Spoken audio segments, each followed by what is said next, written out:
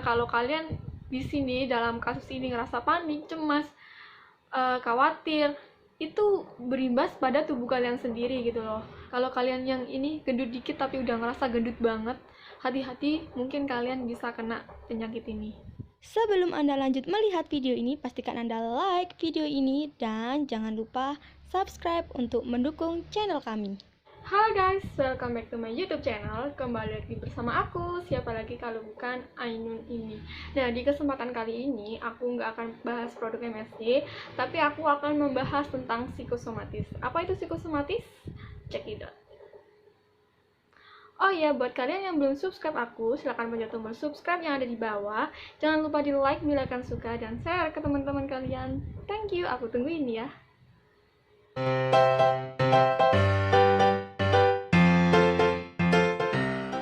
Thank you buat kalian yang sudah subscribe aku. Nah, sebelum aku membahas tentang apa itu psikosomatis, aku akan sampaikan dulu tentang virus corona. Jadi saat aku bikin video ini, kasus coronavirus di Indonesia itu sudah mencapai angka 1900-an. Nah, ini memang kalau kita katakan gawat ya memang gawat sih. Tapi ya kita nggak perlu panik, karena sesungguhnya yang benar adalah kita harus lebih waspada, bukan panik. Panik, cemas itu akan menimbulkan masalah berkelanjutan. Nah, ini ada tips dari aku buat kalian. Selain kalian melakukan social atau cycle distancing, kalian juga harus lakukan beberapa ini saran dari aku. Yang pertama yaitu kalian harus berpikir positif. Apapun yang terjadi, kalian harus berpikir positif.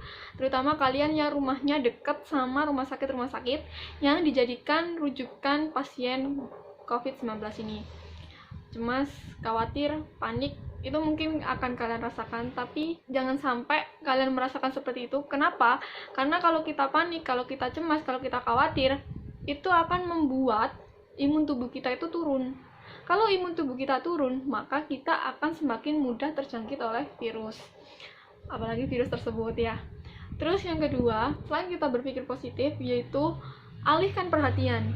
Jadi kalau kalian tipikal orang yang mungkin mengidap obsesif kompulsif, jangan mencari-cari info tentang coronavirus, karena hal itu akan membuat kalian semakin cemas. Seperti yang sebelumnya aku jelaskan tadi efeknya nanti berkelanjutan.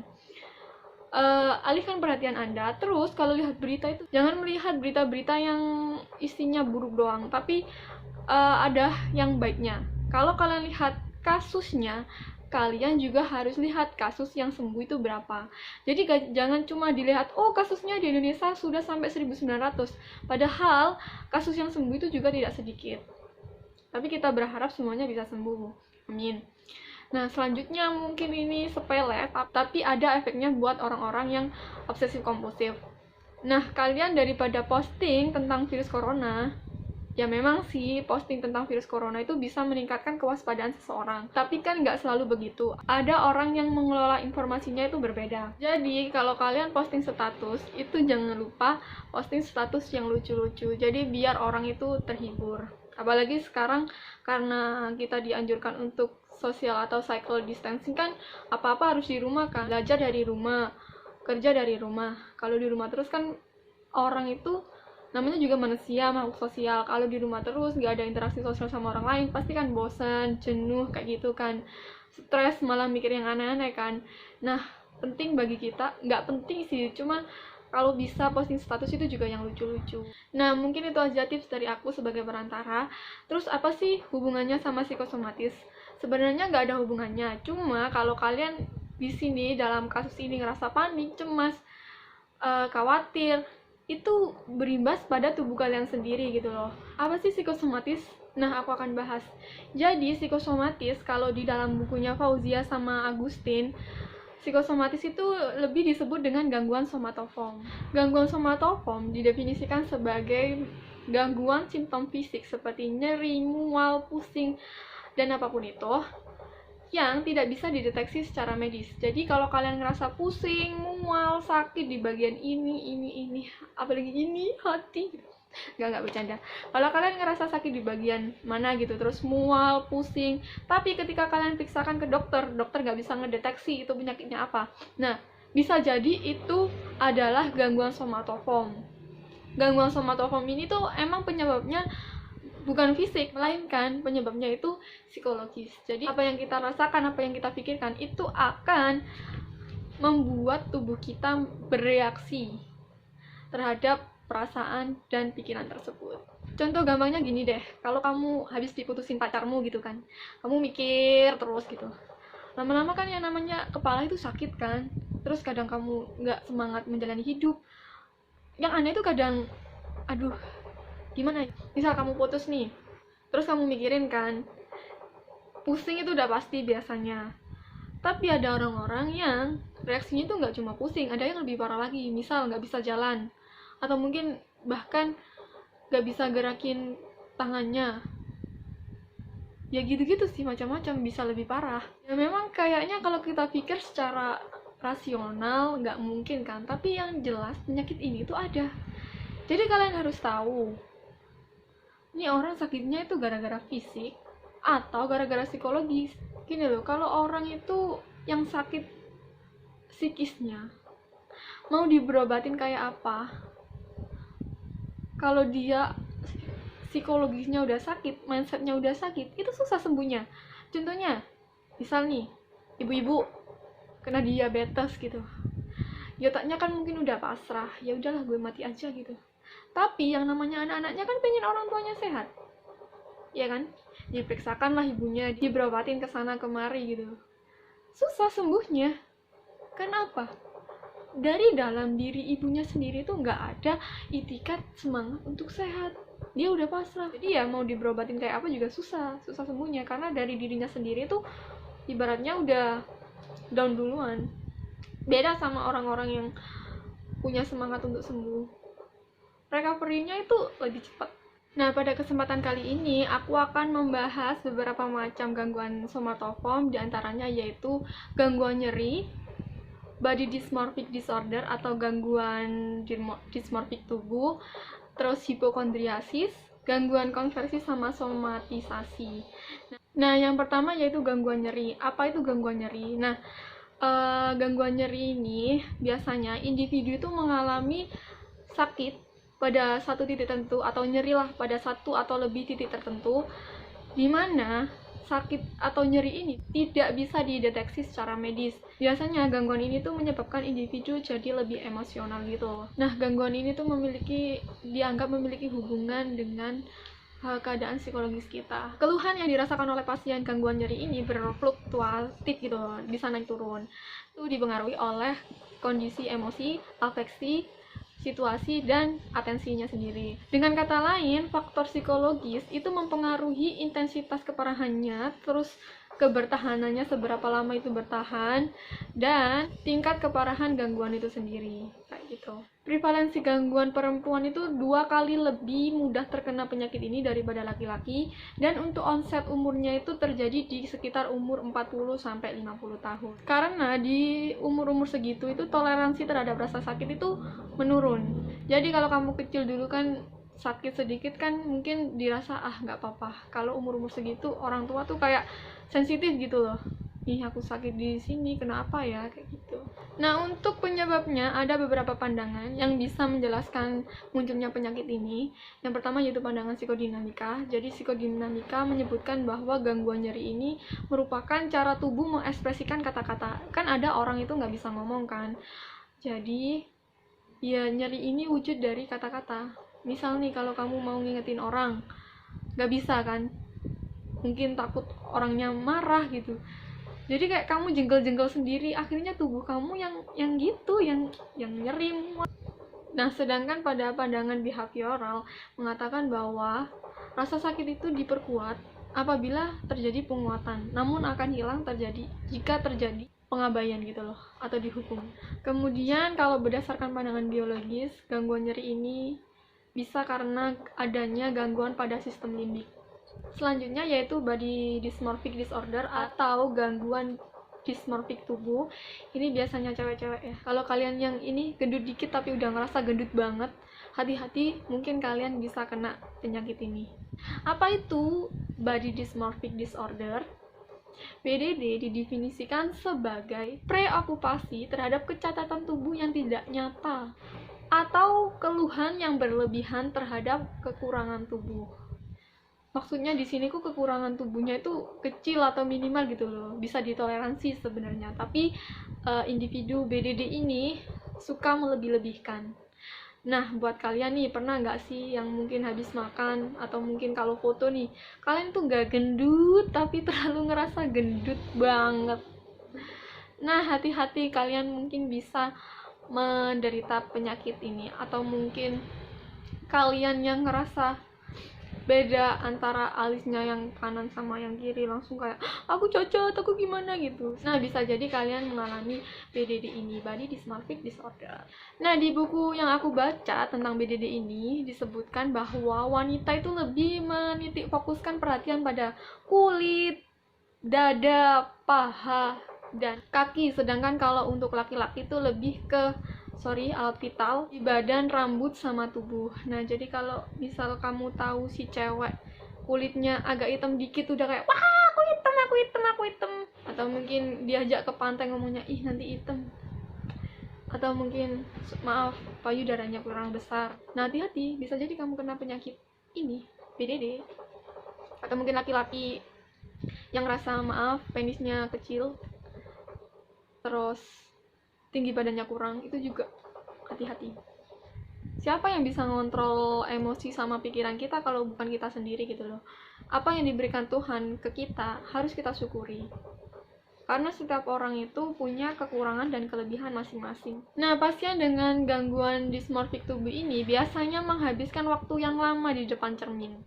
Dia mengamati kekurangan mereka dari atas sampai bawah. Beberapa orang itu akan berusaha untuk tidak mengingatnya, dan sampai yang namanya cermin itu disembunyikan biar dia nggak tahu kekurangan dia itu kasus yang lebih parah. Gangguan ini tuh lebih muncul pada cewek daripada laki-laki dengan onset umur sekitar 15-20 tahun. Kalau aku mikir ke teman-temanku SMA dulu, emang iya sih. Banyak teman-temanku yang SMA-nya itu sudah pakai krim-krim pemutih. Nah, untuk penyebab gangguan ini sampai sekarang itu belum bisa diketahui secara pasti. Namun diperkirakan terdapat hubungan antara lingkungan sosial, budaya, sama cara berpikir kita. Selanjutnya yaitu hipokondriasis. Hipokondriasis itu merujuk pada bagian di bawah tulang rusuk. Gangguan hipokondriasis ini sendiri karena preokupasi pasien terhadap sesuatu yang tidak realistis, sehingga dia selalu ngerasa memiliki penyakit yang parah. Ada nggak orang tua kalian atau mungkin kalian nih, ibu-ibu, bapak-bapak, yang punya penyakit seperti ini? Kak, sakit sedikit udah ngerasa wah nih gue kena penyakit apa gitu. Padahal kalau diperiksakan itu nggak ada sakit apa-apa. Misal nih kamu nyeri gitu ya di bagian sini, kamu udah ngerasa bahwa wah ini nyeri di sini, ini kanker mungkin ya. Padahal kalau waktu diperiksakan secara medis tuh nggak ada apa-apa. Jadi kalian itu takutnya kalian buat sendiri. Gangguan hipokondriasis ini terjadi baik wanita sama laki-laki tuh sama perbandingannya. Cuma kalau untuk onsetnya itu sekitar umur 20-30. Kalau kita pikir-pikir, aku mikir-mikir orang-orang di sekitarku umur segitu, ya sih mereka lebih sensitif terhadap ya itu tadi, sakit sedikit sudah kayak wih gue sakit kena apa nih. Penyebabnya ini karena individu dalam merespon sensasi itu terlalu berlebihan, jadi terlalu fokus dalam hal itu, terus ditambah dengan proses kognitif atau cara berpikir yang salah, jadi ambiar dah. Sakit sedikit ngerasa gue kena kanker, gue kena penyakit yang parah. Selanjutnya yaitu gangguan konversi. Individu bisa mengalami simptom neurologis seperti buta, lumpuh, tapi setelah dideteksi secara medis itu nggak keluar, nggak bisa diketahui gangguannya apa. Pasien dengan gangguan ini tuh mungkin akan mengalami berbagai macam keluhan seperti nggak bisa jalan, terus kaki tangannya kesemutan, terus gangguan koordinasi, dan sesuatu yang merambat pada kaki atau mungkin tangannya gitu. Kadang pasien juga akan kehilangan rasa sensitif terhadap rasa sakit.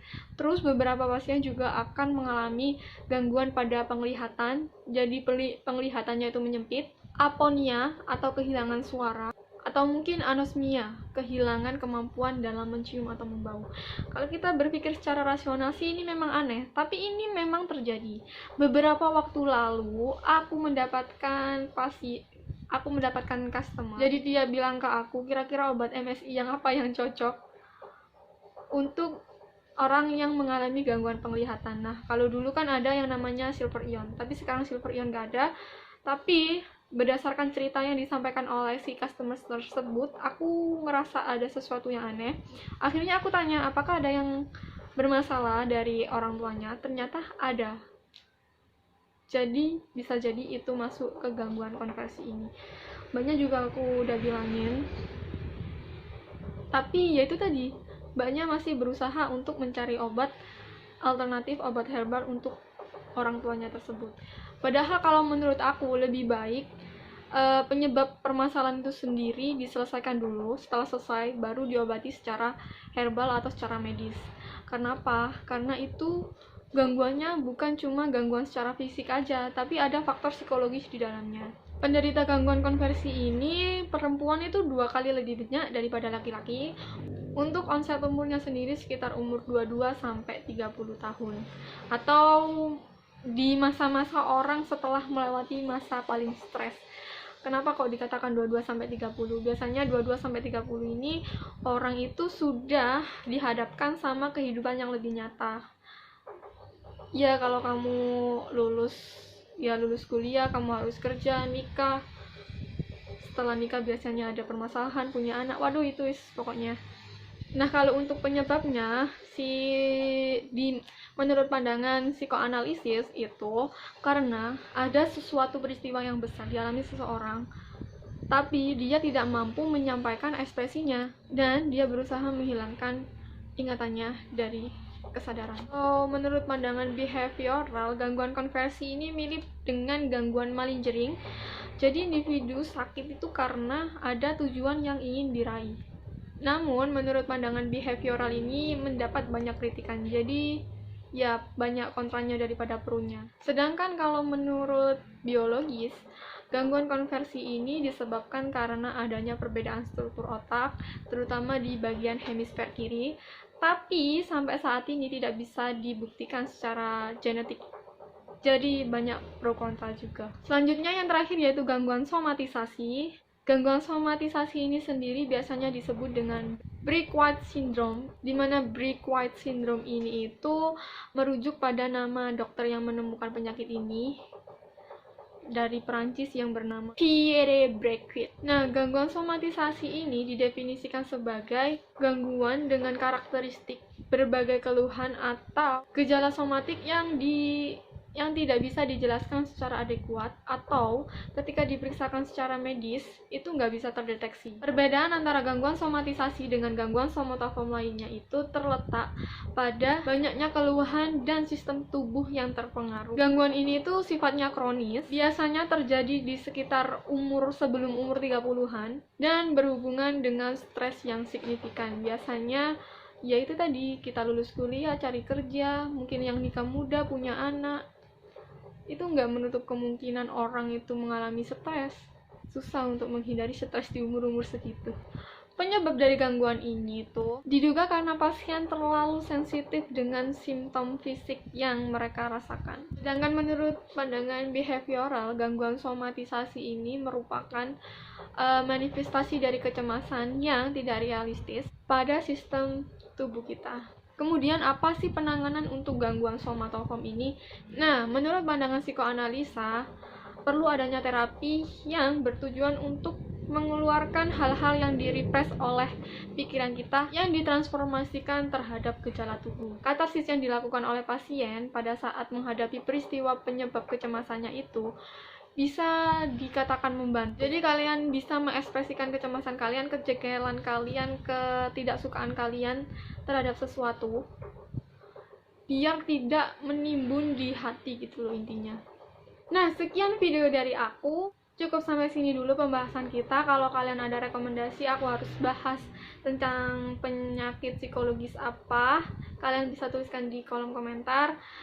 Buat kalian yang belum subscribe aku, silahkan pencet tombol subscribe yang ada di bawah. Jangan lupa di like bila kalian suka dan share ke teman-teman kalian.